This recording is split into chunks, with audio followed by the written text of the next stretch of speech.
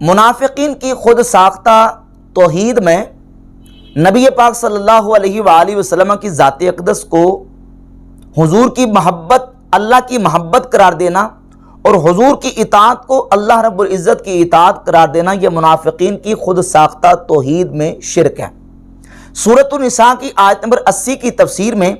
امام ابن الجوزی نے اپنی کتاب تفسیر زاد المسیر میں، امام فخر الدین رازی نے تفسیر کبیر میں، امام بغوی نے تفسیر معالم التنزیل میں اور علامہ آلوسی نے تفسیر روح المعانی میں یہ واقعہ ذکر کیا ہے کہ جب نبی پاک صلی اللہ علیہ وآلہ وسلم نے فرمایا کہ میری اطاعت اللہ کی اطاعت ہے، میری محبت اللہ کی محبت ہے، تو منافقین نے نعوذ باللہ تعالیٰ کہا یہ تو شرک ہے، الیاذ باللہ تعالیٰ۔ ایسے ہی خوارج کی خود ساختہ توحید میں اللہ کے بندوں کو حاکم مقرر کرنا یا حاکم تسلیم کرنا یہ شرک ہے، اور خوارج نے یہی کام کیا کہ قرآن مجید کی آیات کا سہارا لے کر انہوں نے نبی پاک صلی اللہ علیہ وآلہ وسلم کے صحابہ کرام، مولا علی مرتضی شیر خدا کرم اللہ تعالیٰ وجہ الکریم اور دیگر صحابہ کرام امیر معاویہ رضی اللہ تعالیٰ عنہ کو مشرک کہا، اور سورہ یوسف کی آیت نمبر 40 پڑھتے تھے، ان الحکم الا للہ، نہیں ہے حکم مگر اللہ کے لیے۔ وہ کہتے ہیں اللہ کے علاوہ کوئی حاکم نہیں، لا حکم الا للہ۔ تو اب ان وجوہات کی بنیاد پر اور قرآن مجید کی آیات کا سہارا لے کے خوارج نے کہا کہ اللہ کے علاوہ چونکہ کوئی حاکم نہیں ہے تو جو اللہ کے علاوہ کسی کو حاکم مانے وہ مشرک ہے، لہذا علی بھی نعوذ باللہ مشرک ہے اور معاویہ بھی مشرک ہے۔ جب خوارج نے یہ کام کیا تو مولا علی مرتضی شیر خدا کرم اللہ تعالیٰ وجہ الکریم نے فرمایا، صحیح مسلم میں 2468 نمبر حدیث ہے، فرمایا کلمۃ حق ارید بہا باطل، کلمہ حق ہے لیکن اس سے مراد باطل لی گئی ہے۔ خوارج نے اس سے مطلب غلط نکالا ہے، کلمہ اپنی جگہ پہ حق ہے۔ اب اسی طرح خوارج کے عقائد و نظریات سے جو متاثر لوگ ہیں اور جن لوگوں کے عقائد میں خوارج کے جراثیم موجود ہیں، یوں کہہ لیں خوارج کا لیٹسٹ ایڈیشن وہ اسی طریقے پر کاربند ہے، اپنی خود ساختہ توحید کے مطابق وہ یہ کرتے ہیں کہ کلمہ حق کا بولتے ہیں لیکن مراد اس کی باطل لیتے ہیں۔ انہی میں سے ایک ان کا جو نظریہ اور دعویٰ ہے، حدیث پڑھتے ہیں جامع ترمذی سے 2969 اور 3247 نمبر کہ الدعاء هو العبادہ، دعا وہ عبادت ہے۔ تو کہتے ہیں دعا چونکہ عبادت ہے اور دعا کا معنی پکارنا، تو پکار عبادت ہے، اللہ کے علاوہ کسی کو پکارنا عبادت ہے اور عبادت اللہ کے علاوہ کسی کی شرک ہے، لہذا جو اللہ کے علاوہ ولیوں کو نبیوں کو پکارتے ہیں یہ مشرک ہے نعوذ باللہ تعالیٰ۔ تو ہم کہیں گے کلمۃ حق ارید بہا باطل، کلمہ حق ہے لیکن اس کی مراد باطل ہے۔ یہ مطلب نہیں ہے کہ مطلق نعوذ باللہ تعالیٰ کسی کو پکارنا بلانا یہ عبادت ہے اور عبادت جو ہے وہ شرک ہے، یہ مطلب ہی نہیں ہے اس حدیث کا۔ اب اگر الدعاء هو العبادہ کا یہ مطلب لیا جائے کہ مطلقاً پکارنا اور بلانا یہ عبادت ہے اور وہ شرک ہے، تو قرآن مجید کی دیگر آیات طیبات مثلاً سورۃ النور کی آیت نمبر 63 کو دیکھیں، اللہ رب العزت نے ارشاد فرمایا لا تجعلوا دعاء الرسول بینکم کدعاء بعضکم بعضا، کہ تم اپنے درمیان رسول کو پکارنا اس طرح نہ بنا لو جس طرح کہ تمہارا ایک دوسرے کو پکارنا۔ اس آیت کی دو تفسیریں ہیں، ایک تفسیر یہ ہے کہ تم رسول کے پکارنے کو اس طرح نہ سمجھ لو، اس طرح نہ بنا لو جس طرح تمہارا آپس میں ایک دوسرے کو پکارنا، یعنی تم ایک دوسرے کو پکارتے ہو تو جب تمہیں ایک کوئی دوسرا بندہ پکارتا ہے بلاتا ہے تو دل کرے بات سن لی، دل کرے بات نہ سنی۔ فرمایا کہ رسول کے پکارنے کو اس طرح نہ بنا لو، بلکہ رسول جب تمہیں پکاریں تو فوراً تم رسول کی جو بلانے پر پکارنے پر لبیک کہتے ہوئے حاضر ہو جاؤ، ایک تفسیر یہ ہے۔ اور دوسری تفسیر یہ ہے کہ تم رسول کو اس طرح نہ پکارو جس طرح کہ ایک دوسرے کو پکارتے ہو، بلکہ القابات کے ساتھ تم نے رسول صلی اللہ علیہ وآلہ وسلم کو پکارنا ہے۔ تو اب دونوں تفاسیر کے مطابق، ایک تفسیر کے مطابق دعا کی نسبت ہو رہی ہے مومنین کی طرف، اور دوسری تفسیر کے مطابق دعا کی نسبت رسول کی طرف۔ دعا یعنی دعا رسول کا پکارنا، اور دعا رسول کو پکارنا، یعنی رسول کو مومنین پکاریں یا رسول مومنین کو پکاریں، دونوں صورتوں میں دعا کی نسبت یا مومنین کی طرف ہے یا رسول صلی اللہ علیہ وآلہ وسلم کی طرف ہے، تو پکارنا دونوں طرف سے پایا جائے گا۔ اب یہاں دعا کا لفظ بھی مذکور ہے اور دعا کا لفظ اس آیت میں بالکل واضح طور پر لفظ دعا کلمہ دعا موجود ہے، اور دعا جو ہے یہ مصدر ہے، یہ یاد رکھیں۔ دعا ہی سے آگے سارے سیغے بنتے ہیں، ماضی کا، مضارع کا، امر کا، نہی کا، اسم فاعل کا، اور اس کی ماضی دعا ہے اور مضارع اس کا یدعو۔ دعا یدعو دعان، دعا یدعو دعان و دعوتن فهو داعن و دعی یدعا دعاء فذاک مدعو، اسی سے ادعو، اسی سے لا تدعو، تو دعا یدعو ادعو لا تدعو، یہ سارے کے سارے جو سیغے ہیں وہ اصل دعا سے بنتے ہیں، یعنی دعا کا معنی ہے پکارنا، بلانا، ندا دینا، کسی کو آواز دینا۔ تو اب اگر مطلقاً پکارنا، بلانا، ندا دینا نعوذ باللہ شرک قرار دیا جائے، تو پھر قرآن کی سورۃ النور کی آیت نمبر 63 میں جہاں مومنین رسول کو پکاریں یا رسول مومنین کو پکاریں، اس کا کیا کریں گے؟ اسی طرح ایک اور آیت سورہ آل عمران کی آیت نمبر 153 ہے، اللہ رب العزت فرماتا ہے وَالرَّسُولُ يَدْعُوكُمْ فِي أُخْرَاكُمْ، اسی دعا سے، دعا یدعو دعان و دعوتن سے، یعنی یدعو وَالرَّسُولُ يَدْعُوكُمْ فِي أُخْرَاكُمْ، اور رسول تمہیں پکارتے تھے تمہاری دوسری جماعت میں، تمہارے دوسرے گروہ میں۔ یہ جنگ احد کا واقعہ ہے کہ جب مشرکین نے ہٹ کے حملہ کیا، صحابہ اکرام رضی اللہ تعالیٰ عنہ میں سے بعض جو ہے نا وہ ٹھہر نہ سکے، تو وہاں سے جب صحابہ اکرام جو ہے نا وہ چلے گئے، تو اس موقع کو بیان کرتے ہوئے اللہ رب العزت فرماتا ہے وَالرَّسُولُ يَدْعُوكُمْ فِي أُخْرَاكُمْ، رسول تمہارے دوسرے گروہ میں تمہیں پکار رہے تھے، تمہیں بلا رہے تھے۔ اور اسی طریقے سے دیکھیں سورہ بقرہ آیت نمبر 260 میں اسی دعا سے امر استعمال ہوا۔ ابراہیم علیہ السلام کو اللہ رب العزت نے حکم ارشاد فرمایا کہ آپ چند پرندے لیں اور پرندوں کو لے کے سدائیں اپنی طرف، اور پھر ان کو ذبح کریں، اور ذبح کر کے ان کو مختلف پہاڑوں کے اوپر ان کا قیمہ اور ان کے جو ٹکڑے ہیں وہ پھینک دیں۔ ثم ادعوہن یأتینک سعیا، پھر ان کو پکاریں، ان ذبح کیے ہوئے بے جان جانوروں کو، جو پرندوں کو آپ نے ذبح کر دیا ہے، بے جانوں کو، اور ذبح کیے ہوں کو، مذبوحہ ان پرندوں کو جو نا وہ ذبح ہو چکے ہیں، ان کو پکاریں، اور پکاریں گے تو پھر وہ دوڑے ہوئے آپ کی طرف آ جائیں گے۔ اب یہاں حکم دیا جا رہا ہے کہ ادعوہن یأتینک سعیا، ان کو پکاریں اور وہ دوڑے ہوئے آپ کی طرف آ جائیں گے۔ تو یہاں نعوذ باللہ تعالیٰ ابراہیم علیہ السلام کا پرندوں کو پکارنا اور اللہ رب العزت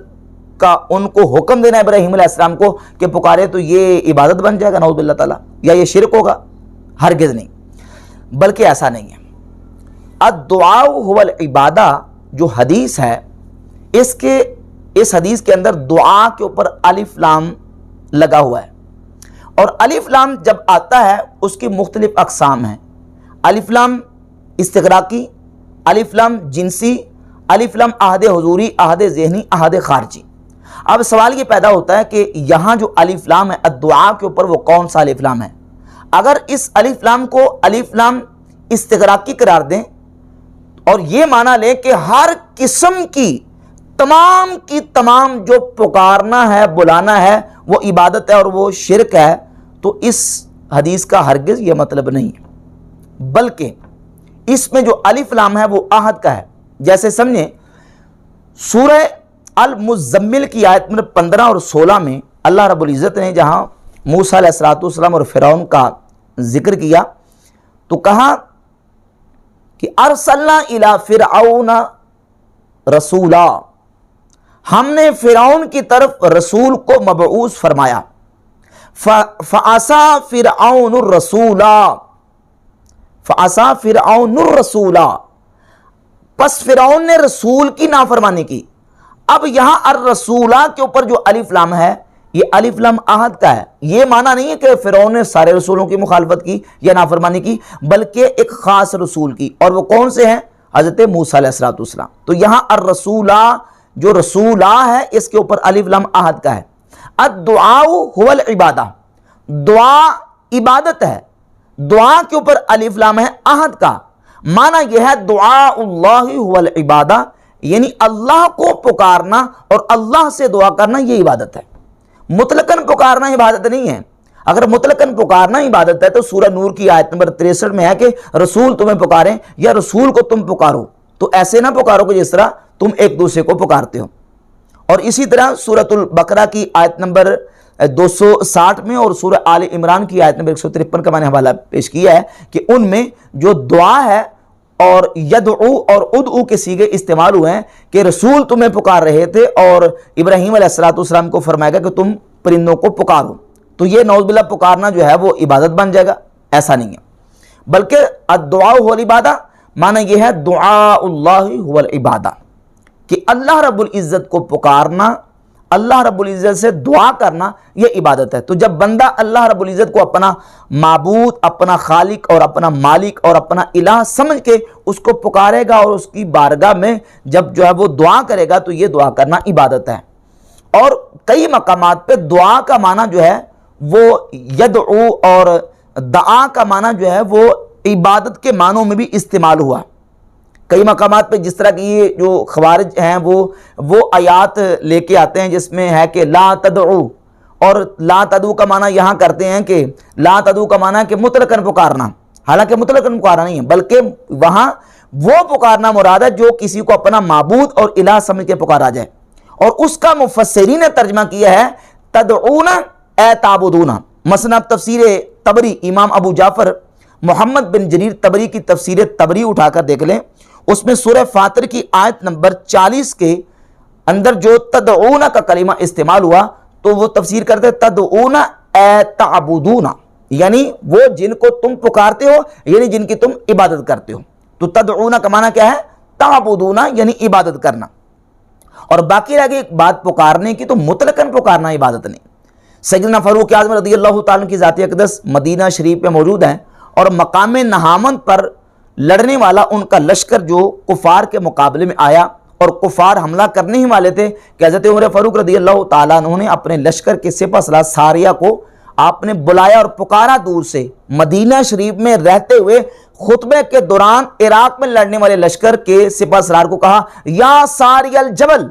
اے ساریہ پہاڑ کی طرف، پہاڑ کی اوٹ لو، پہاڑ کی طرف ہو جاؤ۔ تو حضرت عمر نے پکارا اور بلایا اور ندا دی۔ اگر ندا دینا پکارنا دور سے شرک ہے نعوذ باللہ تعالیٰ، تو حضرت عمر نے کیا کیا؟ اور یہ روایت بھی بالکل جو ہے نا وہ صحیح ہے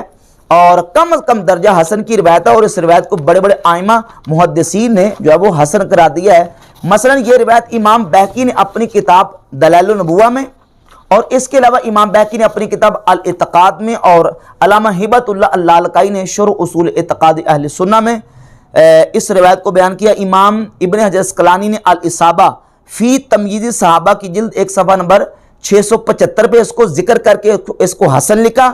حافظ ابن کثیر نے البدایہ والنہایہ جلد 7 صفحہ 147 پر اس حدیث کو لے کے کہا کہ حسن جید۔ غیر مقلدین کے عالم ناصر الدین البانی نے اپنی کتاب السلسلۃ احادیث صحیحہ جلد 3 صفحہ 101 پر اس کو حسن قرار دیا۔ اور اس کے علاوہ امام جلال الدین اسیوطی رحمۃ اللہ علیہ نے